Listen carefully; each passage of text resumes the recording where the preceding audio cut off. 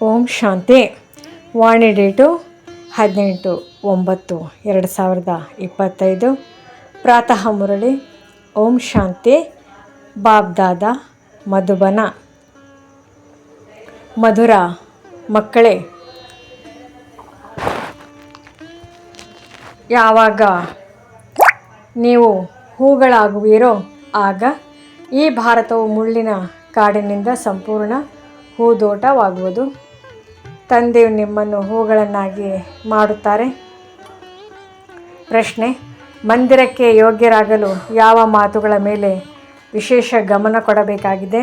ಉತ್ತರ: ಮಂದಿರಕ್ಕೆ ಯೋಗ್ಯ ಅಂದರೆ ಪೂಜ್ಯರಾಗಬೇಕೆಂದರೆ ಚಲನೆಯ ಮೇಲೆ ವಿಶೇಷ ಗಮನ ಕೊಡಿ.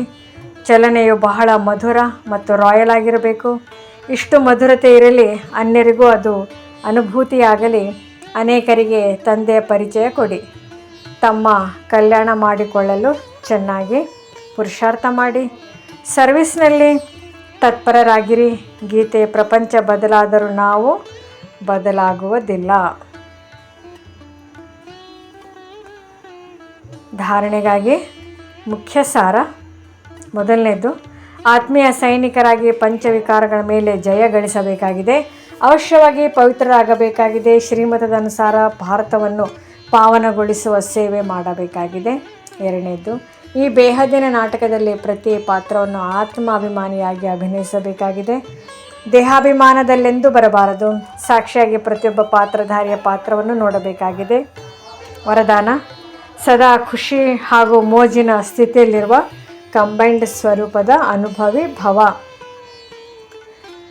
ಬಾಬ್ದಾದರವರು ಮಕ್ಕಳಿಗೆ ಸದಾ ಹೇಳುತ್ತಾರೆ, ಮಕ್ಕಳೇ, ತಂದೆಯ ಕೈಯಲ್ಲಿ ಕೈಕೊಟ್ಟು ನಡೆಯಿರಿ. ಒಂಟಿಯಾಗಿ ನಡೆಯದಿರಿ. ಒಂಟಿಯಾಗಿ ನಡೆಯುವುದರಿಂದ ಕೆಲವೊಮ್ಮೆ ಬೋರ್ ಆಗಿಬಿಡುತ್ತೀರಿ.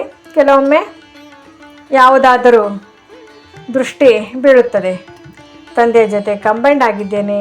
ಈ ಸ್ವರೂಪದ ಅನುಭವ ಮಾಡುತ್ತಿರುತ್ತೀರೆಂದರೆ ಎಂದಿಗೂ ಮಾಯ ಕಣ್ಣು ಬೀಳುವುದಿಲ್ಲ ಮತ್ತು ಜೊತೆಯ ಅನುಭವವಾಗಿರುವ ಕಾರಣದಿಂದ ಖುಷಿಯ ಮೋಜಿನಲ್ಲಿ ತಿನ್ನುತ್ತಾ ನಡೆಯುತ್ತಾ ಮೋಜನ್ನು ಆಚರಿಸುತ್ತಾ ಇರುತ್ತೀರಿ. ಮೋಸ ಹಾಗೂ ದುಃಖ ಕೊಡುವ ಸಂಬಂಧಗಳಲ್ಲಿ ಸಿಲುಕಿಯುವುದರಿಂದಲೂ ಸಹ ಪಾರಾಗಿ ಬಿಡುತ್ತೀರಿ. ಸ್ಲೋಗನ್: ಯೋಗವೆಂಬ ಕವಚವನ್ನು ಧರಿಸುತ್ತೀರೆಂದರೆ ಮಾಯೆ ಎಂಬ ಶತ್ರುವಿನ ಯುದ್ಧವಾಗುವುದಿಲ್ಲ.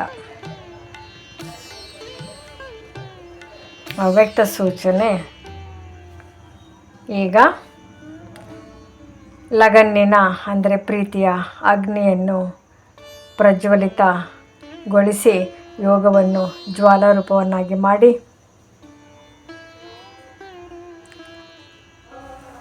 ಹೇಗೆ ದುಃಖ ಆತ್ಮಗಳ ಮನಸ್ಸಿನಲ್ಲಿ ಈ ಶಬ್ದ ಶುರುವಾಗಿದೆ, ಈಗ ವಿನಾಶವಾಗಲಿ.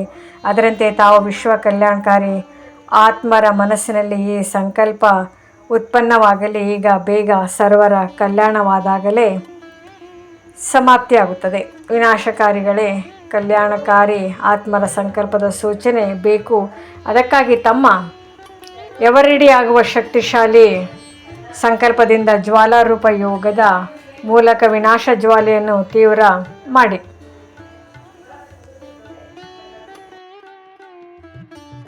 ಓಂ ಶಾಂತಿ.